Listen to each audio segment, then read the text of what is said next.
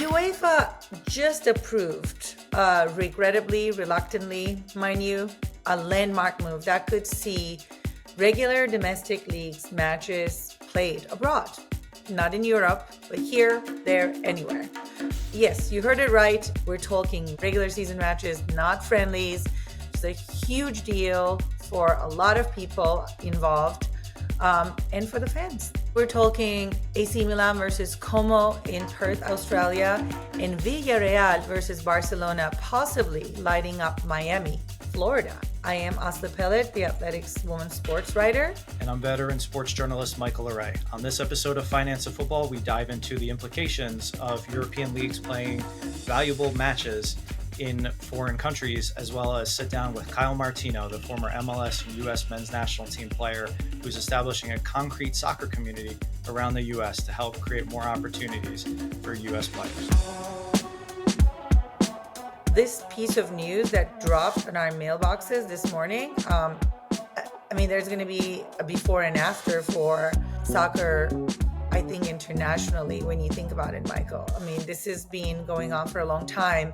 And the fact that, reluctantly or not, UEFA to accept that these regular season matches to happen abroad, one in Miami, one in Australia, will be interesting. Of course, the real question perhaps is whether or not Alexander Seferin will be okay to do this over and over again, or this will be the end of it. We don't know that yet, but I think it's worth looking into. What does that mean for fans? What does that mean for the teams? I guess personally, as a fan who doesn't live in the country of some of these teams that I would love to see, it's great news. But I'm thinking, if I was on the other side, I'm not just like a casual fan, I'm like a big time fan, they probably will react to it differently than those abroad. What do you think? Yeah, listen, I think regardless of whether these matches happen or not, there's a lot of questions still to be asked on both sides of the coin. And like anything, some people are going to be happy, some people are not going to be happy. I think what people need to understand more, overall, generally speaking, is sports brands, these are international brands, right? It's okay, just because I'm the New York Football Giants doesn't mean my fans are only in the tri-state area. You have fans all around the world, maybe not recently because they're not playing too good, but I brought them up because they're my favorite NFL team. But if you look at North American sports leagues, the NFL being probably number one, you have NBA, MLB, they're taking their product and they're going abroad. They see value in other markets outside of North America. Totally. So, the NFL, they have international games this year: Sao Paulo, Dublin, London, Berlin, Madrid. Next year, Rio de Janeiro, like the Rio, they football have their capital sites, of the world. They have their sights set on Australia. It's like, the NBA's played games in France, MLB's played games in London and in Asia. And it's like these leagues see value in bringing their quote unquote traveling circus around the world. As much as you can sit there and just watch it on TV and get the experience from that, it's something different when it's in your own backyard. So I get the reasoning, the justification for it, but there's a lot of questions to be asked, moving forward. It's big business. There's a lot of value to it, but at the end of the day, I guess we'll just have to see what transpires. Yeah. And what you said is so true. I think at one point when we think about business of this, this sport, other sports, you can only grow it so much locally and, nationally, and you do need new territories to grow your league or teams. That's why a lot of teams through social media have like dedicated channels to reach out to Asian market, Middle Eastern market, like wherever they're not from, they go and try to find and meet fans where they are. So it is only, I think, normal that they want to try, at least with this 2 one-off games, to see what the potential is going to be. But my guess is that people will be interested. People will big money to go attend. Like we saw what happened with the Club World Cup when Real Madrid was playing. I've seen more Real Madrid shirts than I could see probably in Spain at this point around the stadiums. We know that there is interest from the local fans. I think the other question is, and we've seen that happen over and over again, do these teams care about their local fans and the backlash from them. The reason Super League didn't exist and it crumbled because the fans said, no way. So we'll see.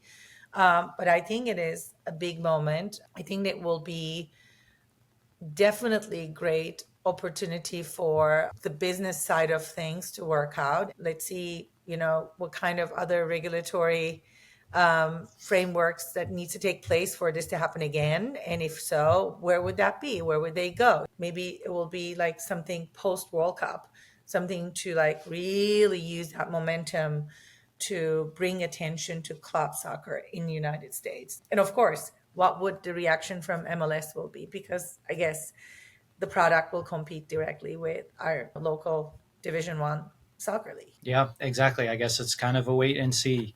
But speaking of the World Cup and just the excitement around soccer's growth here in the United States, we're now joined by Kyle Martino, who, like I said previously, former U.S. national player, successful MLS career, unfortunately cut short. Kyle's joining us to talk about all of his business ventures, most recently as an investor in Atletico Dallas, a new USL championship side getting ready to start.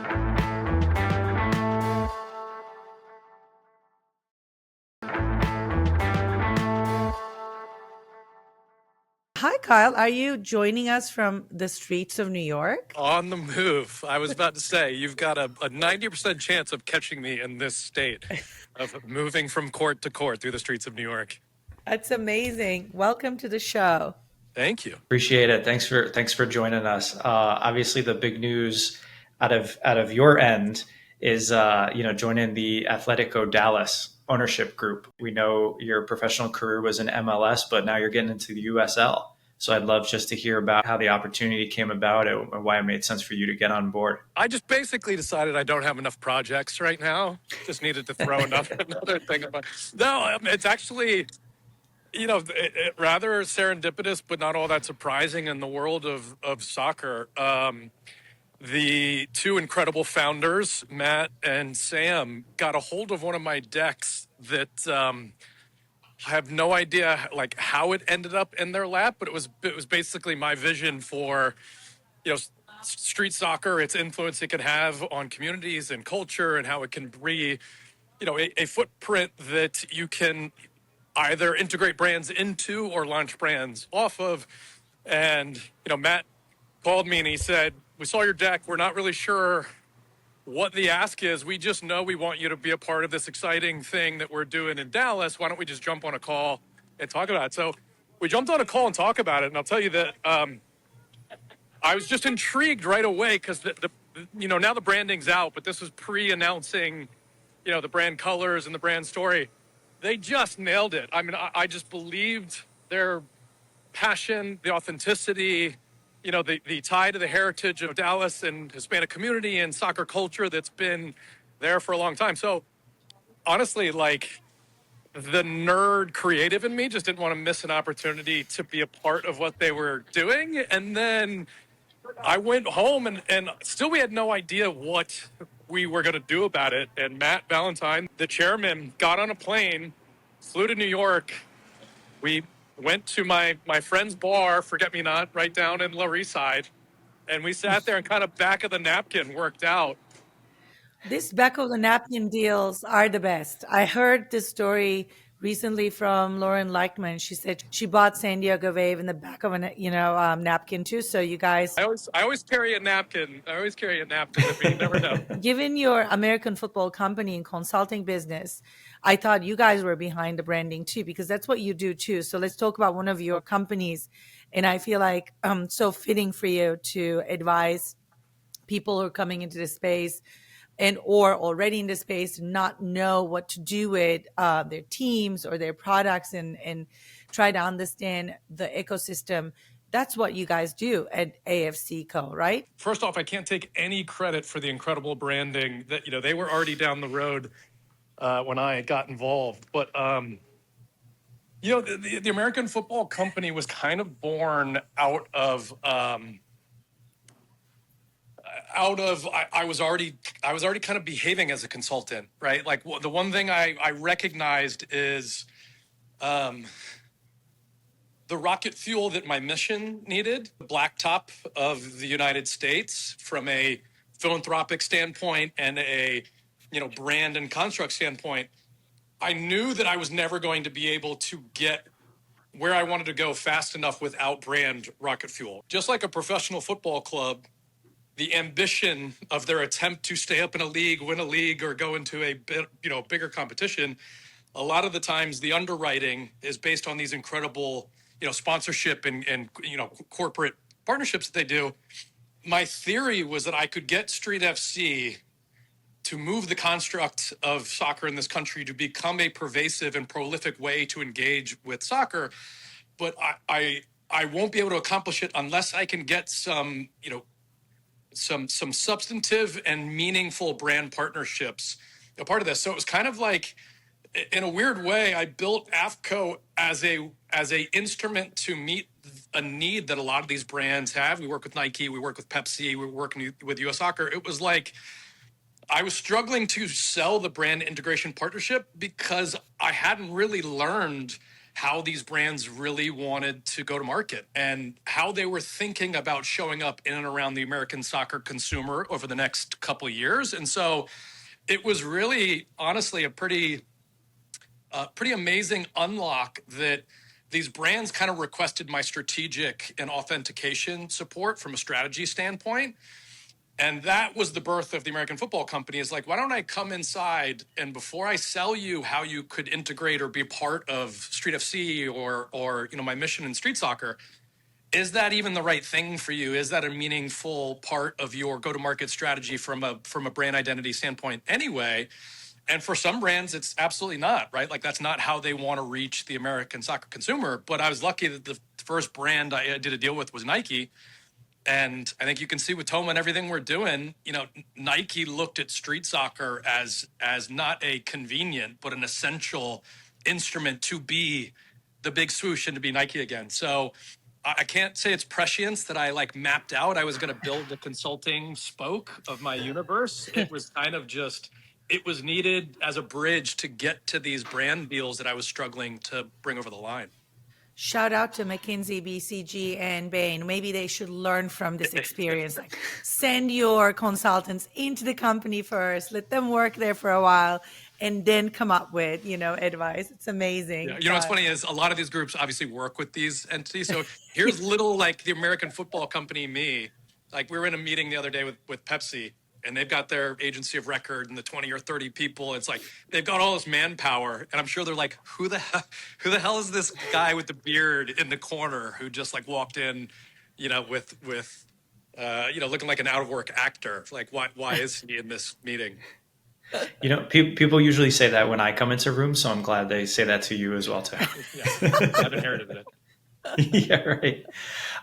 You mentioned obviously the street community, and we've spoken, in prior years about this concrete soccer community that you're trying to do with Street FC, Golfer, Over Under, just everything that you're doing. What kind of inspired you to understand that there is this need for creating opportunities for kids to play on blacktop, on the streets? Is it something that you saw in Europe, or was it just kind of untapped potential that we have here in the US, knowing that green spaces, especially in a city like New York, are hard to come by? Well, ostensibly it's a mission I set out to accomplish being U.S. Soccer president, right? So that the entry point was running. If I never left NBC to go run for president, I really don't think I would have had that feeling deep in my chest that there's something I can do to have an impact, whether it's for 10 kids or 10 million kids.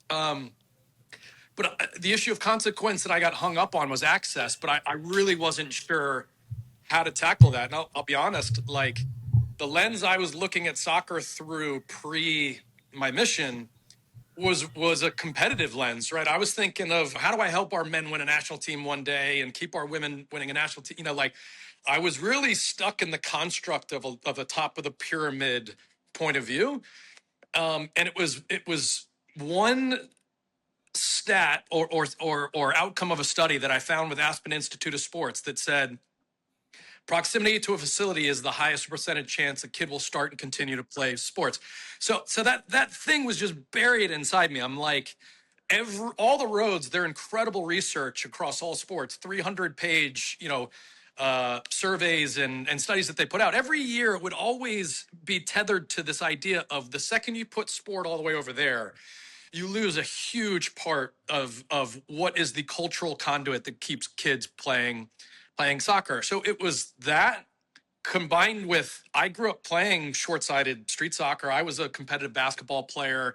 I was a skateboarder. I was a blacktop punk. Like I grew up in that universe when I was little, but it wasn't until I saw a documentary called Concrete Football about this area north of Paris that very Gladwellian, and that it's disproportionately created some of the greatest soccer talent the world has ever seen. The Thierry Henrys, the Patrice Evras, the Mbappes, the Mahrez, like the Ores, like the French national team that went on to win the last World Cup.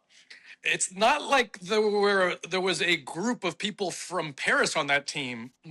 Almost half of that team was from a neighborhood north of Paris that is, kind of like the Rucker Park of soccer. So honestly, like all of my mission of make street soccer a understood foundational piece of our pathway and our cultural experience comes straight from watching that film. And then, each arrow in my quiver is just a different tactical way to try to normalize the idea of, blacktop soccer, of a concrete world.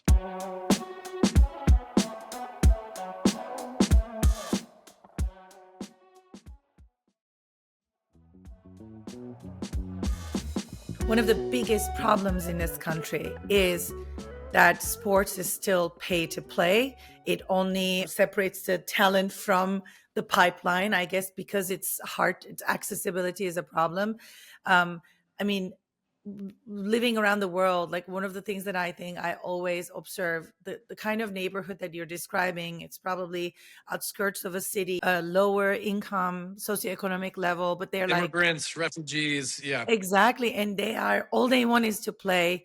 And we saw that in Brazil, we see it in Argentina. That's where a lot of talent is coming from. Whereas here in the United States, we have all these facilities, but we limit, there's a barrier to entry. And if you do not have a certain amount of money, you can't get in there. How do you think we're going to break that actually, so that these kids can actually come to the pipeline you're looking for to make the U.S. national team more, I guess, successful, because they have more grit and maybe more ambitions? How is the path I'm on? How I think you can create the biggest impact. There's no one solution. There's no panacea, but we must return, because we had it at one point in our culture. The drive, the excitement, the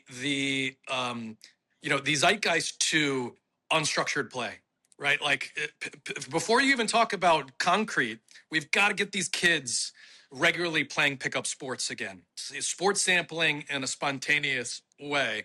And so for me, the one thing that I realized in all my studies, if you build it, they will come, is not true. We unfortunately are past this inflection point where you can't go spend $10 million to give kids this amazing facility and expect it to happen.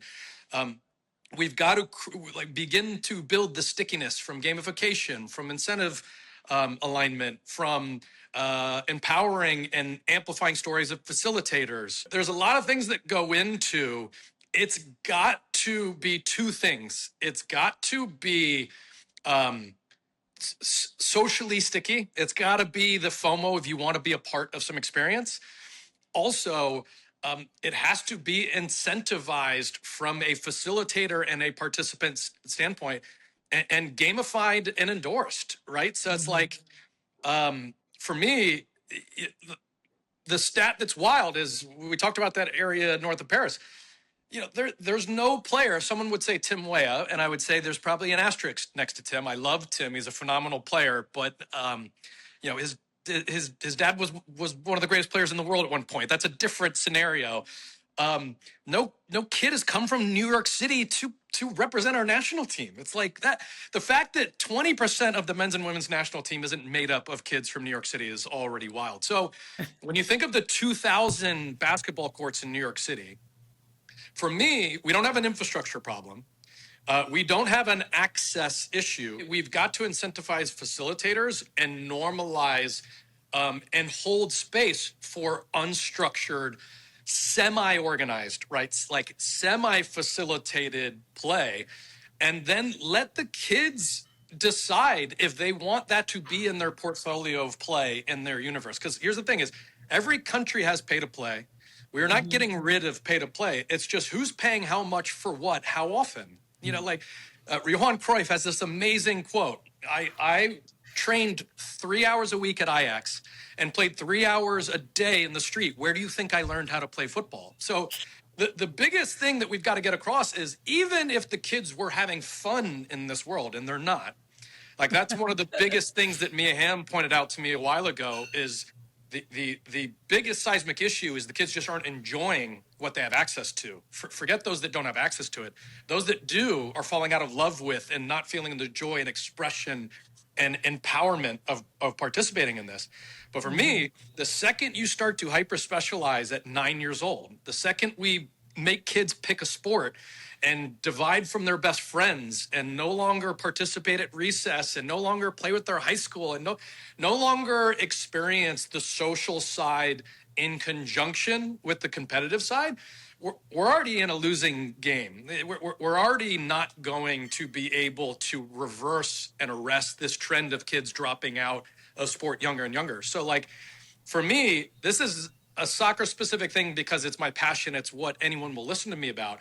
But if you ask me, like with a hot light in my face, it's like kids should be playing basketball and street hockey and handball and lacrosse and soccer all on the same blacktop, all in the same afternoon. And we should protect and empower and fund and facilitate that as long as we possibly can. Because Steve Nash didn't start playing basketball till he was 13. Michael Jordan didn't start playing basketball till he was 14. It's like this idea that by 9 or 10, you've got to pick a sport is just fundamentally, completely inaccurate and worse, detrimental to the health and wellness of these kids that are dropping out of something they will eventually love and be great at. Totally. We have to bring back fun to the sport. Above all, forget concrete, forget grass, forget coaches, forget strategies, forget men, forget women, forget socioeconomic status. If we're not protecting and reinforcing the fundamental pillars of what makes playing sport fun and what soccer specifically is fun, if our engineering isn't reversed off of that premise, then we're really just making more and more money out of less and less people having, you know, a less fulfilling experience on their path to being a less interesting and expressive athlete. And they're just kind of a dull version of what like our best athletes were in the 90s. Are you in that space where the Maradona is amazing painting No, is behind you? I'm in my studio. It was here at one point, but it's actually back with the artist, and it's going to have a fun reveal again here soon. But I miss Nice, it. because he reminds me of that. You know, he hated training, he hated structured, everything, and all he wanted to do is go back to his childhood and have a pickup game in his And he was neighborhood. doing that when he was at Napoli. I mean, all these famous videos of him going and playing on tennis courts and going to play with his buddies. I mean, the Maradona was doing it as a professional player. Forget what he was doing when he was 9, 10, 11. We know what he was doing. Like he was in a dirt field, in a parking lot, or on a grass field, juggling a ball with high tops that were laced loose, and playing in Converse All Stars or whatever he could find. It's like we know. That's what's like worrying to me is we know what created the best athletes of all time. And it's not this hyper professional, very sterile, expensive universe that is on offer today. Yeah, I was gonna say it's called the beautiful game for a reason, right? That it's people playing in the streets, it's people playing with friends for fun and all of that. And like, imagine if you were 8, 9 years old and someone said, "Okay, what do you want to be for your career? Right? Do you want to be a broadcaster? You want to be a journalist? You want to be a doctor?" And you have to stick with that until you don't want to do it anymore. And Everyone it's like, wanted to be an astronaut. Most people didn't become an astronaut. Yeah. right, exactly. And even you, going back to your point, it's like you had your professional career. I know you were obviously very upset we didn't qualify for the World Cup, and that kind of spurred you to want to run for U.S. soccer president. But looking back on that moment, and obviously you didn't become president, sorry to rub any salt on that wound, but you've Thank God. obviously, yeah, you've obviously done so much to help the game without kind of that corporate red tape. So looking back on that moment, are there any regrets? Yeah, that's a good question. I am so lucky I decided to do it. I'm lucky that I didn't succeed in the way I set out to do it. I'm grateful for the loss. I regret that I got so focused on the prize at certain moments during it that I'm not proud about the combative way that I went about it sometimes. I definitely am not proud of and a little bit embarrassed with like how I got sucked into the political machine of it and wasted so much time fighting people and ideas and moments that were not important to get dragged down into. So I feel like I missed a lot of the fun part of the experience. I missed some really good lessons, and a few times I embarrassed myself with like how I behaved. And so like that, the only regret I have is like if I could go do it again, I would have the same ambition, I would have the same drive, I would have the same principles, but I think I wouldn't feel like I had I was in a corner having to fight my way out the way it felt like at times when I was running. And I don't want to get political, but because we're all in New York, but so you did some things that some of our, candidates are doing at the moment for the mayor, the run for the mayor, and Yeah, and some it's of them are just doing a better job than the others. And I'm not it's naming beneath names. people, and I did some Yeah. things that definitely it's like just made me look immature, insecure, and was not helpful. If anything, it gave power to the people or the moments that were total red herrings and distractions from the things that we should have been considering. But you had a great look at inside the organization that perhaps you were not before, right? I had to learn a lot. I had I've played every single level of the game, and even extinct levels. I don't think there's a lot of people that have gone every single step of the way, all the way up to the national team. But I had gotten into an echo chamber of the competitive pathway and the elite side. I had completely lost touch with the grassroots and also the governance, like the fundamental challenge of whether size of Europe.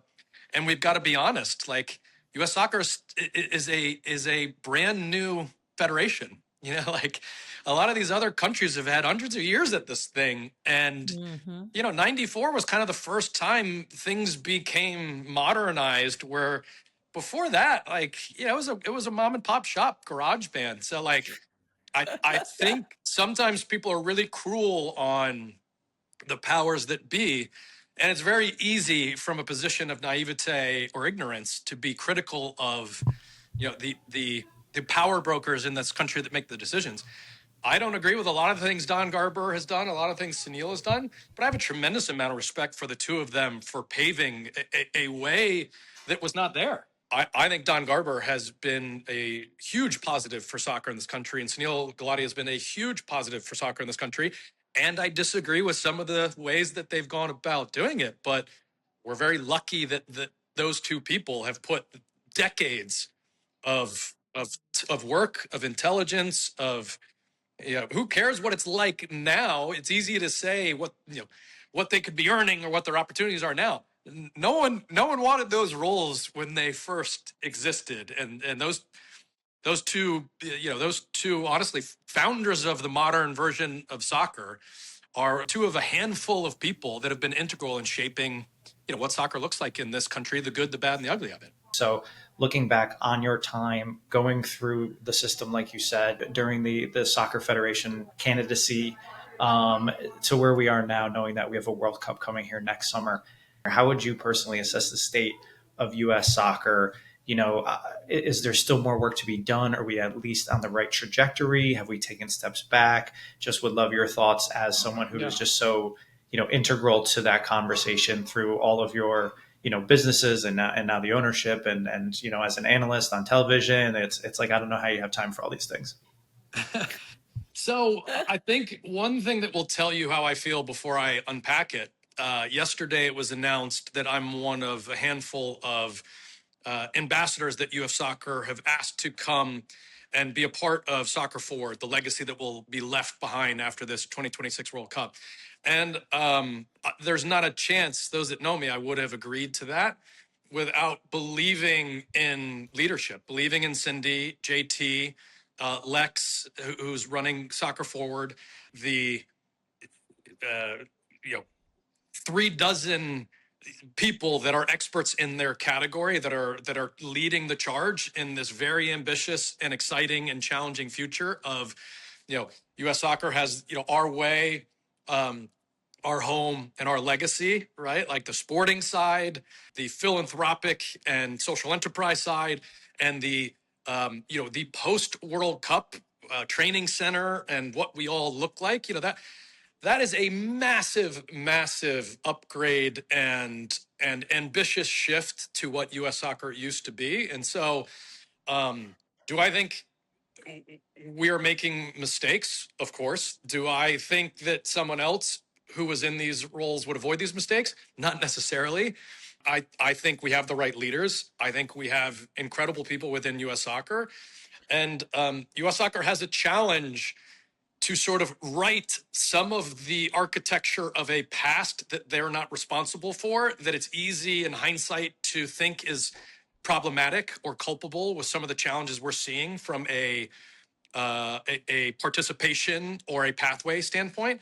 But no one saw those things back then. So for me, it's never been a better time to be alive as an American soccer fan. MLS made my dream come true. There was no professional women's league then, and MLS was close to collapsing multiple times in my early years at MLS. Fast forward to what's going on with Angel City FC and their valuation. Michelle Kang and her philanthropy, not only towards the game from a social enterprise standpoint, but with the Lionesses and with in Washington, the investment in women's sports.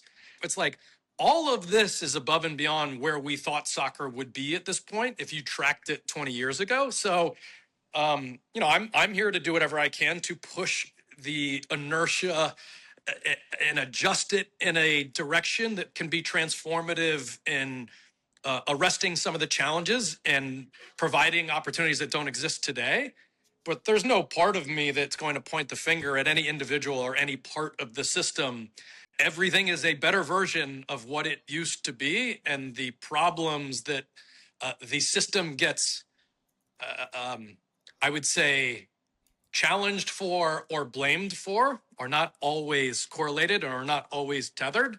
But there needs to be more accountability, more transparency, and more honesty with how we govern soccer in this country. But it's way better today than it was when I decided to leave NBC to run for U.S. soccer president. So I will be an annoying pebble in their shoe, and that's why they, sort of love me and have me, in the family, so to speak. But the impact I can have, I think, is way greater on the outside, plugging into their universe than being on the inside and trying to do what they do every day because they're way better at it than I am.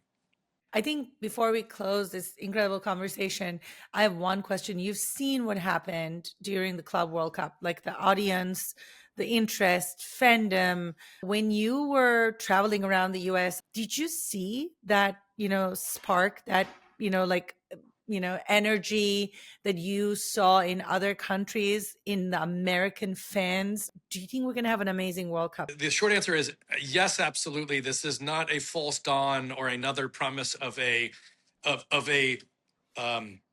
opening the aperture and inviting in casual and curious into soccer fandom. It's happened already. I mean, Ted Lasso did that. Forget World Cups. I'll show you this. So, this is Roberto Baggio and the famous moment where he missed the penalty. I have my Italian passport. I come from Italian heritage. But for me, that was not a nationalistic, that was not a sort of pride in country. That was a little kid who the loved this game and fell in love with it from afar. And all of a sudden, the greatest event in sports that I could ever dream up was in my backyard. And I went to Giant Stadium and saw live soccer for the first time. I watched one of my heroes, Roberto Baggio. I watched him have what is arguably the worst moment you could ever have in sports. I watched him with grace and beauty and class, overcome that and continue on a career and be loved and lionized by Italians and everyone else. And a 12-year-old kid, it changed the way I thought about soccer, about life, about my role in life and soccer. And I'm here to tell the story.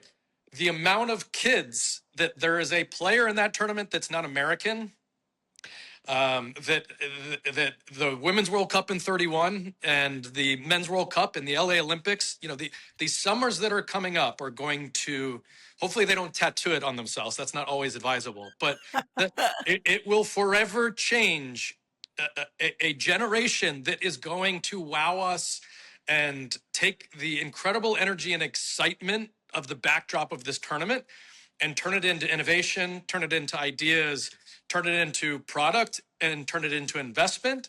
And a tiny, tiny, tiny portion of those will be players.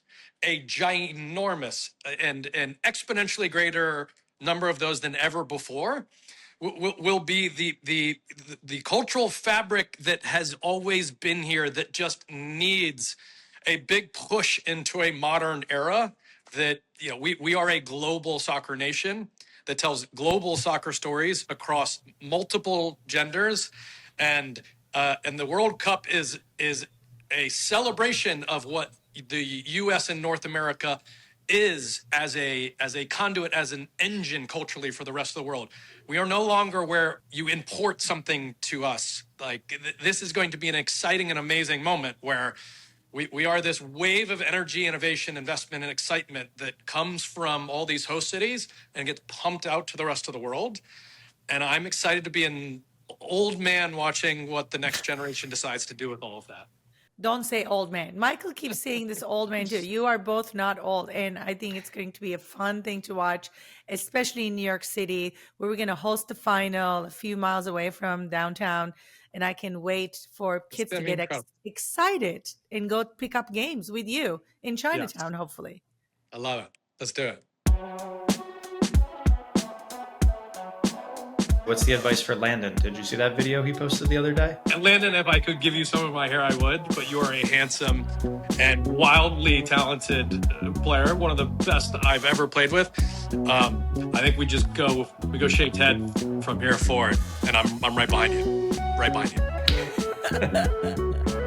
Finance of Football comes to you from the Frequency Machine Podcast Network. Hit us up on social on Instagram, LinkedIn, Facebook, and YouTube for more football business and our enlightened opinions. This episode was produced by co-hosts Asa Pelit and Michael LoRé. It was edited by Ryan Hammond. Mixing and mastering by Julian Kwasniewski. Our theme music is by Hatamet Tsunami. Our show is executive produced by Stacy Book and Avi Glajansky for Frequency Machine. Find more about Finance of Football at frequencymachine.com. Follow us on YouTube at Finance of Football and listen anywhere you get podcasts. Please like and subscribe. Help us reach more people. We love you for it.